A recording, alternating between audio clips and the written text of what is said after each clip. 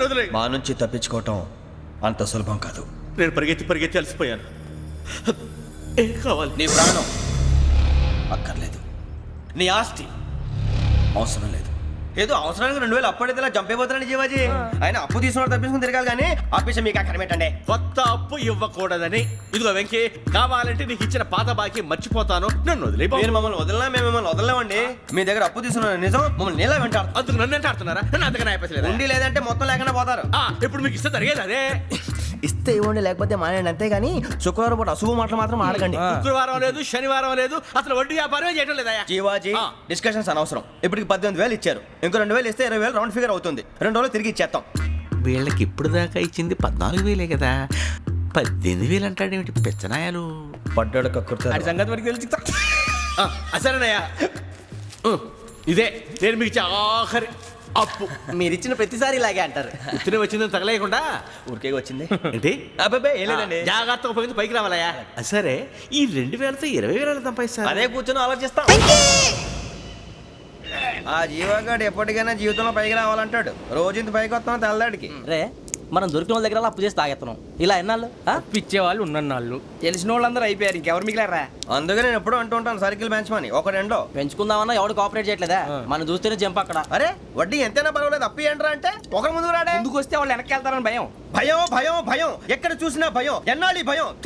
మనల్ని చూస్తే మనకే పరమ అసహాయం చేస్తుంది. మనకే కాదు, ఊళ్ళో వాళ్ళందరికీ కూడా అదే ఫీలింగ్. అందరూ డిగ్రీ 3 సంవత్సరాలు చదివి పాస్ అయితే మనం 6 సంవత్సరాలు చదివి పాస్ అయ్యాం. మరి ఉద్యోగం ఎవడి?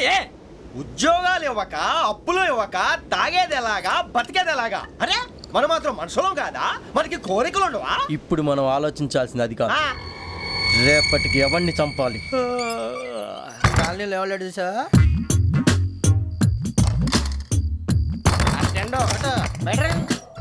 నువ్వా వెంకీ? ఏంటి వెంకీ ఈ టైంలో వచ్చా? నీతో మాడే పని ఉంది, దా చెప్తా. ఏ బాగా నిద్రొస్తుందా? సరిగానే రే, నువ్వు మమ్మల్ని చూసే తలిపేసావా? మామూలుగానే వేసాను. మామూలుగా వేసేవాడివి. మేము రావడానికి 1 నిమిషం ముందో, మేము వెళ్ళాక 1 నిమిషం తర్వాత వేయాలి కానీ బిలాల్ రాజా, నాకు నిద్ర వచ్చి పడుకుందామని తలుపేసుకున్నాను. అయినా నా ఇంటి తలుపులు నేను అడిగేసుకోవాలంటే తప్పు చేసిన కాక ఇంకా గేర్ సమాధానం చెప్తావా? మీ ఇంట్లో పెళ్లిడికి వచ్చిన ఆడపిల్లలు ఎదురున్నారు. ఇదిగో అమ్మాయిలు, మీతో ఎప్పుడైనా యథాశాలు వేసానా? విన్నారా? అడుగు తలుపులు వేసావు. అనవసరంగా గొడవ ఎందుకు ఇక్కడి నుంచి వెళ్ళండి. గొడవ? మీ ఇంటి మీద పడి ఎప్పుడైనా గొడవ చేశానా బిని గారు? లేదు బాబు. విన్నారా? చెప్పు, మమ్మల్ని చూసి తలుపులు ఎందుకు వేసుకున్నావు? అరే మాకు అప్పించిన వాళ్ళు కూడా మమ్మల్ని చూసి ఎప్పుడు తలుపులు వేసుకోలేదు. ఏం చేయాలి? మరి నువ్వు ఎందుకు వేసుకున్నావు? బాబు టప్ అయిపోయింది, బుద్ధి తక్కువ వేసాను చాలా. అంటే మా మోకాల మీద తలుపులు వేసామని ఒప్పేసుకుంటున్నావు? ఒప్పుకుంటున్నాను. సరే ఇప్పుడు చెప్పు, మా మొఖాల మీద తలుపులు వేసేంత తప్పు మేము ఏం చేసామరా? తప్పైపోయిందని అంటున్నారు కదా, వదిలేయండి బాబు. అదే తప్పు మేము చేసి మమ్మల్ని వదిలేయమంటే మీరు వదిలేస్తారా బిని గారు? తప్పని ఒప్పుకుంటున్నాడు కదా అయ్యా. ఇప్పుడు టైం 11 అయింది, వెళ్ళి పడుకోండి. 11 అయిందా? కొమ్ము ఉంచాడు కదా. నాకు సంబంధం ఏంటి? ఉంది, సంబంధం ఉంది. 11 గంటలకి నా క్లోజ్ ఫ్రెండ్ ఢిల్లీ వెళ్తున్నాడు. 5,000 అప్పిస్తానని ఎయిర్పోర్ట్ రమ్మని చెప్పాడు. నీ గొడవలో పడి ఆ సంగతే మర్చిపోయాను. ఇప్పుడు నాకు జరిగిన నష్టానికి భర్తీ ఎవరు చేస్తారు?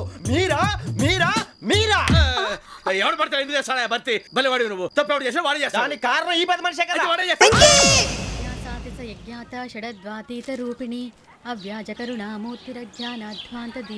బీరు రమ్ము కలవకూడదు, తలకే పట్టేసింది. ఏంటే చదువుకుంటున్నావా? చదువుకో చదువుకో. దేనైనా వెనక్కి తీసుకురావాలం కానీ పోయిన కాలం వెనక్కి తీసుకురావడం ఎవడి వల్ల కాదు. టైం విలువ గురించి నువ్వు మాట్లాడడం. నువ్వు ఎలా పోతే నాకు ఎందుకులే. ఏమ్మా నీ పూజ అయిందా? తలకే పట్టేసింది, కాస్త మజ్జిగుంటే ఇవే. మా నాయనే అందరూ పొద్దున్నే లేచి టీలు కాఫీలు అడుగుతుంటే నువ్వు మాత్రం మజ్జిగ అడుగుతున్నావురా. కాఫీలు టీలు తాగే స్టేజ్ వాడు ఎప్పుడో దాటిపోయాడు. రాత్రి తాగింది దిగాలంటే మజ్జిగే తాగాలి. నువ్వు తల దించుకోవడం ఎందుకురా? నీలాంటి యదవనగానందుకు నేనే దించుకోవాలి తల. రాత్రి సుబ్బారావు గారి ఇంటి మీద గొడవకి వెళ్ళేవంటగా. అలా చెప్పాడు మీకు? ఏ మళ్ళీ గొడవ కెడతావా? నీ దెబ్బకు భయపడి రాత్రి తలుపులు తీసి పడుకున్నారంట. తెల్లారగా టైంట్లో దొంగలు పడ్డారు. ఆడింట్లో ఉందిలేండి, పట్టుకుపోవడానికి అక్కడ కూతురు తప్ప. ఎన్నాళ్ళు ఇలా బేవర్స్గా తిరుగుతావురా? ఇన్నాళ్ళని ఏం ఫిక్స్ అవ్వలేదండి. చిచి నాన్న, అమ్మా, కంబైన్ స్టైల్స్ కి ఫ్రెండ్స్ ఇంటికి పిలుద్దాం అంటే వీడికి భయపడి ఎవరు రావడం లేదు. నేనే చేశానే. వాళ్ళ వంక అదోలా చూస్తున్నావంట.